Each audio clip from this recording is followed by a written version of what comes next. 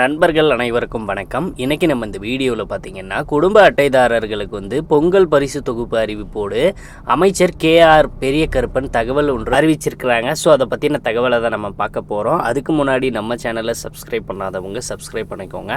And பக்கத்தில் இருக்கிற bell ஐக்கானை தட்டிக்கோங்க. அப்போ தான் நம்ம போடுற வீடியோஸ் எல்லாம் உங்களுக்கு நோட்டிஃபிகேஷனாக வரும். வாங்க வீடியோக்குள்ளே போகலாம்.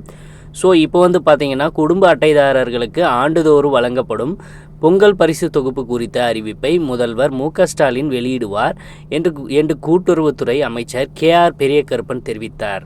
கூட்டுறவு பண்டக சாலையில் அதாவது 3 விதமான பொங்கல் தொகுப்புகள் விற்பனை செய்யும் நடவடிக்கையை சென்னை தேனாம்பேட்டை காமதேனு சிறப்பு அங்காடியில் அவர் புதன்கிழமை தொடங்கி வைத்தார்.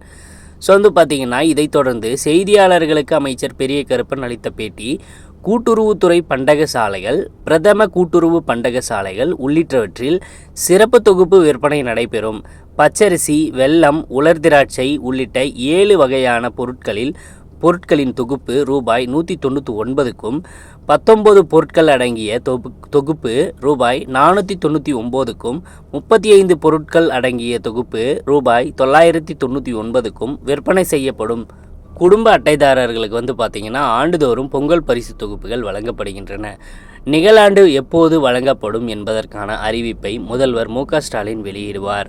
குடும்ப அட்டைதாரர்களுக்கான பொங்கல் தொகுப்பில் கரும்பு இடம்பெற நடவடிக்கை எடுக்கப்படும். ஆண்டுதோறும் கரும்புக்கான கொள்முதல் அந்தந்த மாவட்டங்களில் உள்ள ஆட்சியர் தலைமையிலான குழு இறுதி செய்கிறது. அதாவது இந்த குழுவில் வேளாண்மை, வருவாய், கூட்டுறவு சங்க நிர்வாகிகள் இடம்பெற்றிருப்பார். ஸோ அது மட்டும் இல்லாமல் பட்டாசு விற்பனை, தீபாவளி பண்டிகைக்கு கூட்டுறவு சங்கங்கள் சார்பில் பட்டாசுகள் விற்பனை செய்யப்பட்டன. நிகழாண்டில் ரூபாய் 21 கோடி மதிப்பிலான பட்டாசுகளை கூட்டுறவு சங்கங்கள் விற்பனை செய்துள்ளன. கூட்டுறவுத்துறை சார்பில் 58 பெட்ரோல் நிலையங்கள் ஏற்கனவே அமைக்கப்பட்டுள்ளன. மேலும் 50க்கும் மேற்பட்ட பெட்ரோல் நிலையங்களை அமைப்பதற்கான விண்ணப்பங்கள் பெறப்பட்டன என்று அவர் தெரிவித்தார்.